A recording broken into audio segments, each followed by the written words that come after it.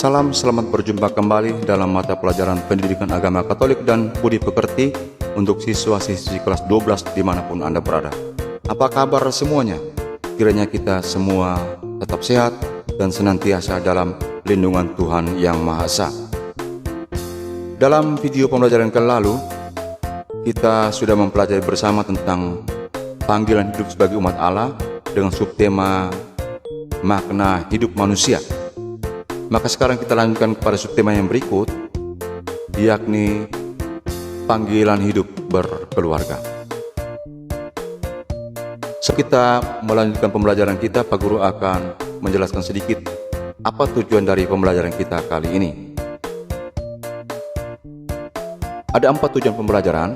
Yang pertama, setelah kegiatan pembelajaran ini, siswa-siswi dapat menjelaskan pemahaman tentang keluarga dalam kehidupan masyarakat melalui sebuah kisah kehidupan.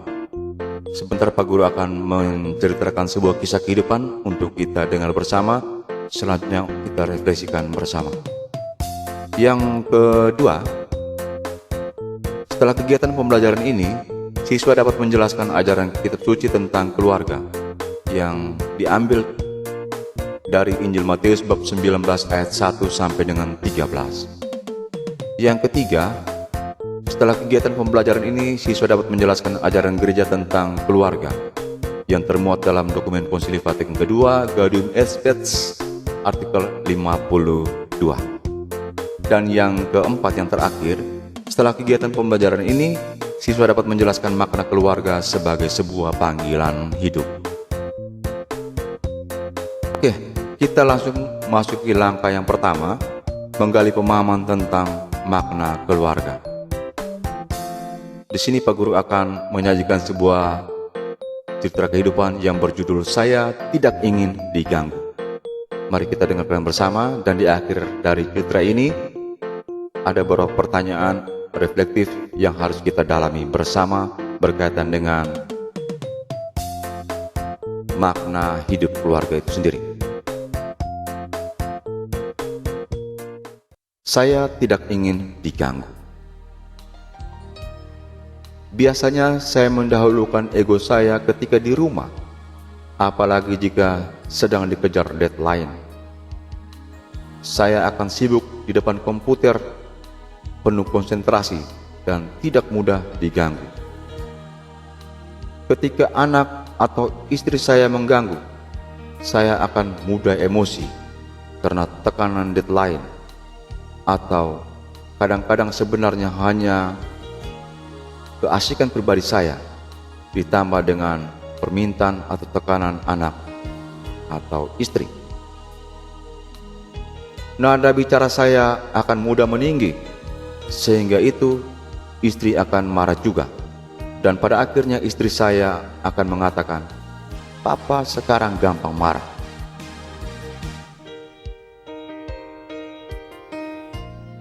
Hal yang saya lakukan sekarang adalah memberi perhatian akan kebutuhan anak dan istri. Jika anak saya yang masih TK meminta dibacakan sesuatu, saya bacakan sambil memberi dia kasih sayang dengan memangkunya dan memeluknya. Jika anak saya yang besar meminta dibantu belajar, saya mencoba merelakan kepentingan saya dan memberi perhatian akan kebutuhan anak saya. Jika istri minta tolong sesuatu, saya segera meninggalkan konsentrasi dan membantu istri saya terlebih dahulu. Kadang-kadang memang terlalu sulit, sampai-sampai pekerjaan yang sebenarnya dikerjakan jadi terbengkelai. Dan juga sulit untuk selalu tetap melakukan hal-hal yang baik tersebut.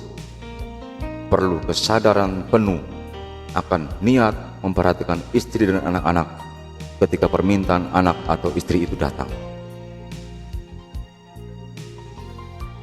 Salah satu kuncinya adalah penyerahan diri kepada Tuhan. Pekerjaan dengan deadline-nya saya serahkan sepenuhnya kepada Tuhan. Walaupun waktu saya tidak sepenuhnya pada pekerjaan, saya yakin Tuhan akan mencukupkan waktunya ketika Tuhan turun tangan dengan waktu yang terbatas pun, karena banyak gangguan dari anak dan istri, saya pun mampu menyelesaikannya. Ternyata, ketika saya punya masalah, itu adalah ujian dari Tuhan juga. Apa yang saya pentingkan di dunia ini? Mengerjakan tugas yang kadang-kadang adalah kepentingan pribadi atau mengasihi keluarga. Kalau saya lengah, saya pasti akan mementingkan tugas dengan akibat emosi tinggi di rumah. Tetapi jika saya sadar akan ujian ini, saya akan memilih untuk mengasihi keluarga saya. Saya harap saya bisa tetap mempertahankan sikap ini, sehingga bisa menjadi pria sejati seperti Kristus. Baik, dengan demikian kisah itu memberikan kita makna yang baik untuk kita pelajari dalam hidup kita. Berikutnya kita mendalami kisah ini dengan beberapa pertanyaan-pertanyaan reflektif. Yang pertama, apa yang dikisahkan dalam cerita itu? Yang kedua, apa yang menjadi sebab kemarahan si bapak dalam keluarga itu? Yang ketiga, apa yang menjadi kunci bagi bapak keluarga itu untuk membuka relasi, komunikasi dengan istri serta anak-anaknya? Yang keempat, bagaimana upaya bapak keluarga itu untuk menjadi seorang pria sejati dalam keluarga? Yang kelima, bagaimana pengalaman relasi dengan anggota keluargamu sendiri?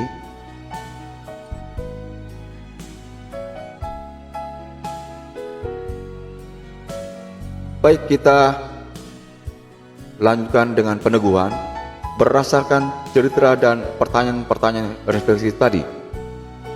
Ada beberapa hal yang ingin Pak Guru sampaikan.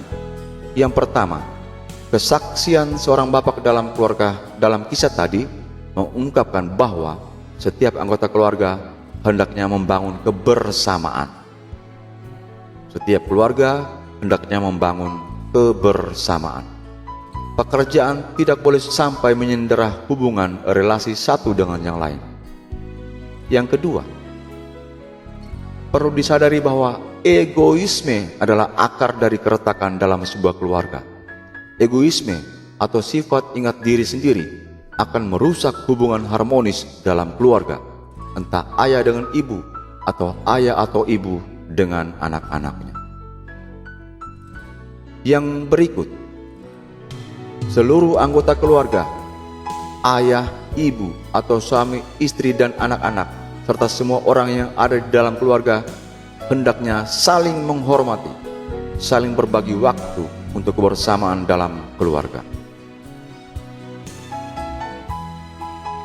Dan yang terakhir, sebagai keluarga Katolik, kita hendaknya hidup sesuai dengan ajaran iman Katolik yang bersumber pada kitab suci dan juga ajaran-ajaran gereja. Baik, kita langsung ke yang kedua, menggali ajaran kitab suci dan ajaran gereja tentang keluarga. Kita lihat satu persatu. Yang pertama itu menggali ajaran kitab suci tentang keluarga. Teks kitab suci yang diambil yang berkaitan dengan keluarga itu adalah Injil Matius bab 19 ayat 1 sampai dengan 6. Anak-anak di rumah bisa membaca sendiri dalam Alkitab, dan di sini Pak Guru akan bacakan sambil kita sama-sama membacakan dan bisa mendengarkan bersama-sama. Matius bab 19 ayat 1 sampai dengan 6. Setelah Yesus selesai dengan pengajarannya itu, berangkatlah ia dari Galilea dan tiba di daerah Yudea yang di seberang sungai Yordan. Orang banyak berbondong-bondong mengikuti dia, dan ia pun menyembuhkan mereka di sana. Maka datanglah orang-orang Farisi kepadanya untuk mencobai dia. Mereka bertanya, apakah diperbolehkan orang menceraikan istrinya dengan alasan apa saja? Jawab Yesus, tidakkah kamu baca bahwa Ia yang menciptakan manusia sejak semula, menjadikan mereka laki-laki dan perempuan, dan firman-Nya, sebab itu laki-laki akan meninggalkan ayah dan ibunya dan bersatu dengan istrinya, sehingga keduanya itu menjadi satu daging. Demikianlah mereka bukan lagi dua, melainkan satu. Karena itu, apa yang telah dipersatukan Allah tidak boleh diceraikan oleh manusia.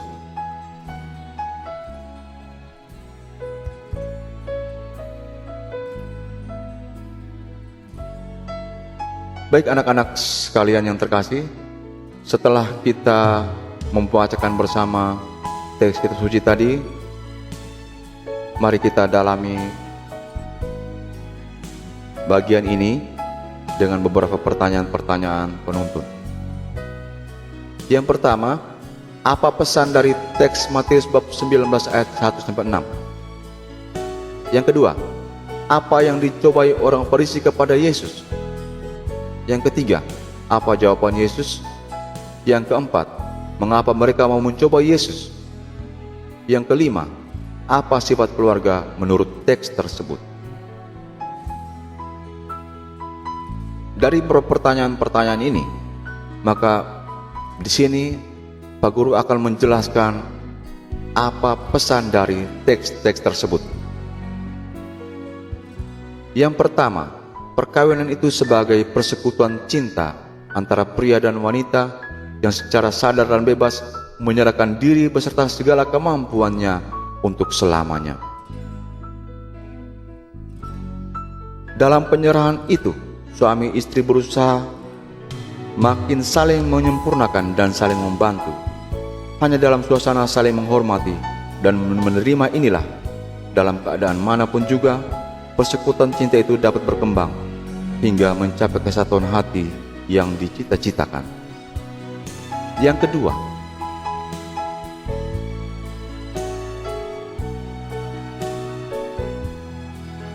Tuhan menghendaki agar kesatuan antara suami dan istri tidak terceraikan, karena perkawinan merupakan tanda kesetiaan Allah kepada manusia dan kesetiaan Kristus kepada gereja-Nya. Ini adalah salah satu tugas pasangan Kristiani yang paling genting saat ini. Di saat dunia dikaburkan oleh banyak pandangan yang menurunkan derajat perkawinan, seolah hanya pelampiasan keinginan jasmani semata. Jika pasangan suami, istri, dan anak-anak hidup dalam kasih yang total, maka keluarga menjadi gambaran nyata sebuah gereja. Sehingga tepatlah jika gereja itu disebut sebagai gereja kecil atau eklesia domestika. Sebab dengan menerapkan kasih seperti teladan Kristus, keluarga turut mengambil bagian di dalam hidup dan misi gereja dalam membangun kerajaan Allah. Oke anak-anak sekalian yang terkasih, kita melihat yang berikut, kita menggali ajaran gereja tentang keluarga. Keluarga adalah sekolah kemanusiaan yang kaya. Akan tetapi, supaya kehidupan dan perutusan keluarga dapat mencapai kepenuhan, dituntut komunikasi batin yang baik, yang ikhlas dalam mendidik anak. Kehadiran ayah yang aktif sangat menguntungkan pembinaan anak-anak. Perawatan ibu di rumah juga dibutuhkan anak-anak, dan seterusnya. Hal ini termuat dalam dokumen Konsili Vatikan II, Gaudium et Spes, artikel 52. Baik, selanjutnya Pak Guru akan memberikan penjelasan sebagai turunan dari ajaran gereja ini. Apa tugas dan tanggung jawab seorang suami atau bapak dalam keluarga?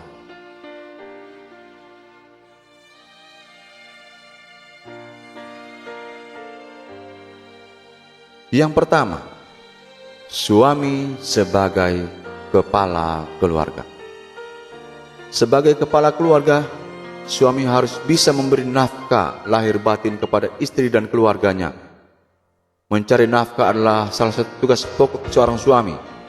sedapatnya tidak terlalu dibebankan kepada istri dan anak-anak.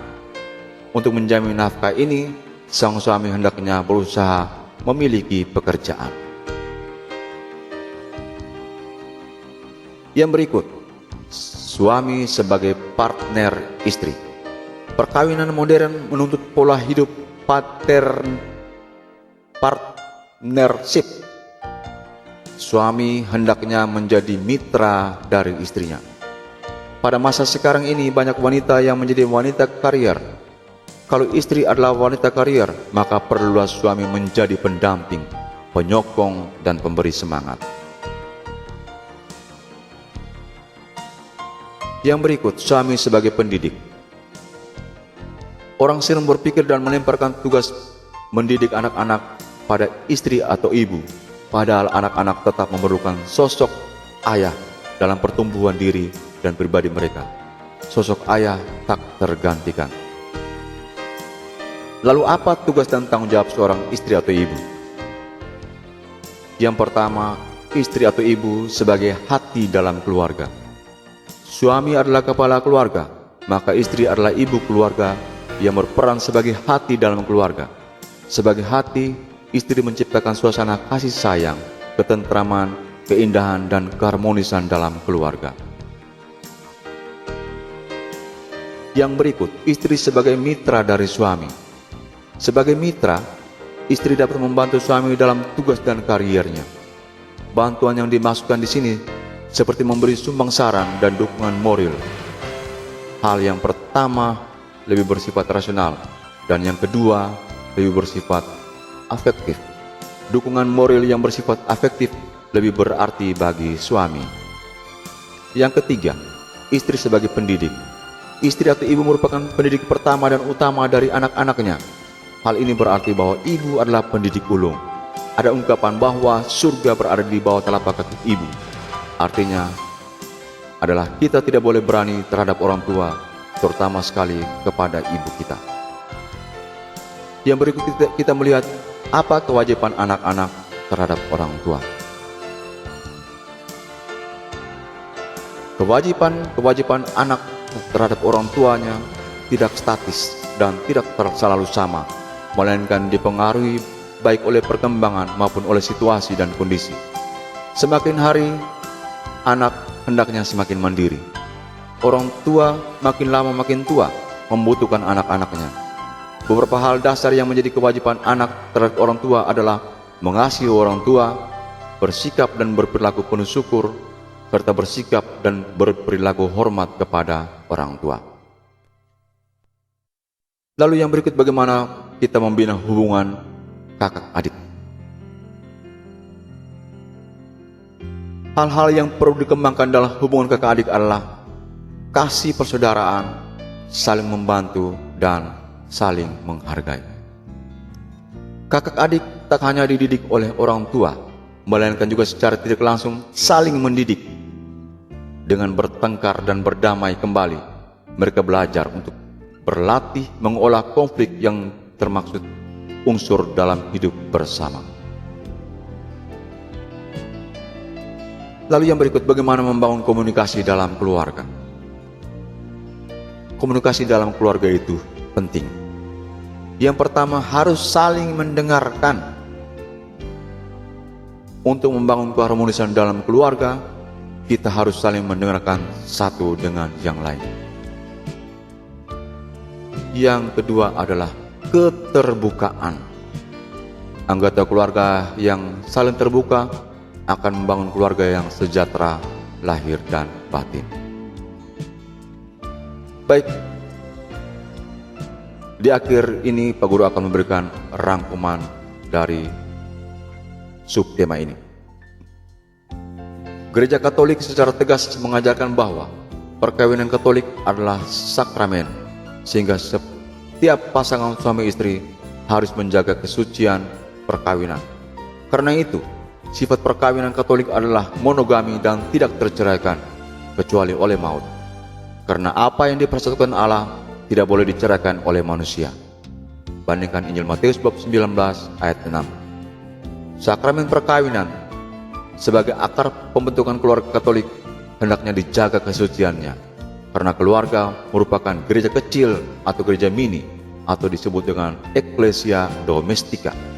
Artinya, antara lain bahwa keluarga-keluarga Kristiani merupakan pusat iman yang hidup, tempat pertama iman akan Kristus diwartakan, dan sekolah pertama tentang doa, kewajiban, kebajikan-kebajikan, dan cinta kasih Kristus. Baik, dengan rangkuman singkat ini, maka materi kita sudah selesai, dan di akhir materi ini Pak Guru akan memberikan beberapa pertanyaan untuk dikerjakan dan nanti akan dikumpulkan pada waktunya. Baik, tugas yang perlu Anda kerjakan ada 5. Yang pertama, jelaskan arti dan makna keluarga. Yang kedua, apa pesan dari teks Matius bab 19 ayat 1-6? Yang ketiga, jelaskan tugas dan tanggung jawab seorang ayah dalam keluarga. Yang keempat, jelaskan tugas dan tanggung jawab seorang ibu dalam keluarga. Dan yang terakhir, tulislah contoh-contoh tugas seorang anak terhadap orang tua. Tugas ini ditulis di kertas atau diketik, nanti akan ditagih oleh guru dalam waktu yang akan disampaikan kemudian. Baik, dengan demikian seluruh rangkaian pembelajaran kita sudah selesai. Semoga kita semua dapat belajar dengan baik dan kita senantiasa dilindungi oleh Tuhan dalam seluruh tugas dan kegiatan kita. Sekian dan terima kasih.